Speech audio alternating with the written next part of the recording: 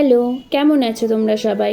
আশা করি তোমরা সবাই খুব ভালো আছো। আজ তোমাদের সাথে আমি সরস্বতী পুজোর জন্য তৈরি করা আমারই একটা পাঞ্জাবির ডিজাইন শেয়ার করছি। কয়েকদিন আগেই আমি এই পাঞ্জাবিরই একটি ভিডিও তোমাদের কাছে শর্টস হিসাবে পোস্ট করেছিলাম, তাই আজ ভাবলাম তোমাদের কাছে এই পাঞ্জাবির লং ভিডিওটাও তোমাদের সাথে শেয়ার করে নিই। জানো, এই পাঞ্জাবিটার অর্ডার আসে ঠিক 1 মাস আগে। এই অর্ডারটি ছিল আমার বাড়ির কাছের থেকেই।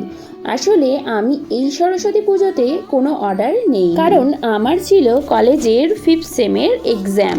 তাই বাড়ির কাছের এই অর্ডারটি শুধু আমি নিয়েছিলাম, কারণ আমি জানতাম এক্সামের পর কাজটি আমি ঠিকভাবে করতে পারবো। আমার কাছে দূর থেকে অনেকগুলো অর্ডারই এসেছিল, কিন্তু আমি নিতে পারিনি। যদি আমি বেশি অর্ডার নিতাম তাহলে আমার এক্সামটা খারাপ হতো।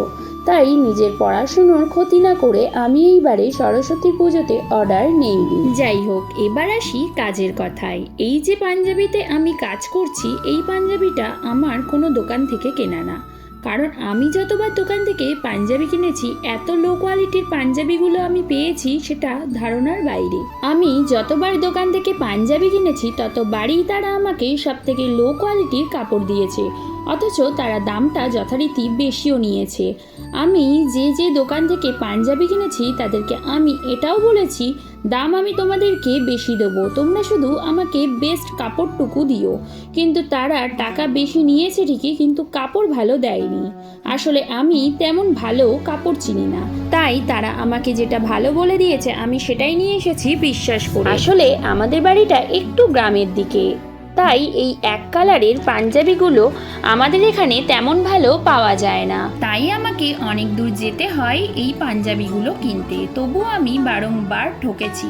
যাই হোক, এই যে পাঞ্জাবিটা আপনারা দেখছেন এটা একজনের বানানো, আর কাপড় কোয়ালিটি জাস্ট অসাধারণ। আপনারা যখন কোনো পাঞ্জাবি বা কাপড়ের উপরে পেইন্টিং করবে তখন কাপড়টা অবশ্যই দেখে নেবেন, কারণ কাপড়ের উপরে আপনি যখন পেইন্টিং করবেন সেই কাপড়টা যদি পাতলা হয় তাহলে রং ছড়িয়ে পড়ার সম্ভাবনা খুবই বেশি থাকে। তাই আমাদের পাঞ্জাবি বা যে কোনো কাপড়ে পেইন্টিং করার আগে আমাদের কাপড়টা ভালোভাবে দেখে শুনে কেনা উচিত। কাপড় যত পাতলা হবে ততই রং ছড়িয়ে যাওয়ার সম্ভাবনা বেশি থাকে। যাই হোক, মানুষ ঠকতে ঠকতে একদিন শেখে। আমিও ঠকতে ঠকতে অনেকটাই শিখেছি, আমার এতে কোনো আফসোস নেই। ও তোমাদের তো বলতে ভুলেই গিয়েছি, আমি এই পাঞ্জাবিতে পেইন্টিং করার জন্য ইউজ করেছি ক্যামেলের অ্যাক্রিলিক কালার, আর এই ফেব্রিক অ্যাক্রিলিক কালারের সাথে মিক্স করে ইউজ করেছি মিডিয়াম ওয়ান। তোমাদের অনেকের মনেই প্রশ্ন থাকতে পারে এই মিডিয়াম ওয়ানটা কি কাজে লাগে। এই মিডিয়াম ওয়ানটা কালারটাকে পাতলা করার কাজে লাগে,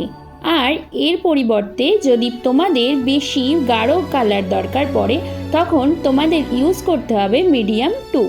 এবার তোমাদের প্রশ্ন থাকতে পারে এই মিডিয়াম 1, 2 এবং অ্যাক্রিলিক কালারগুলো তোমরা কোথায় পাবে।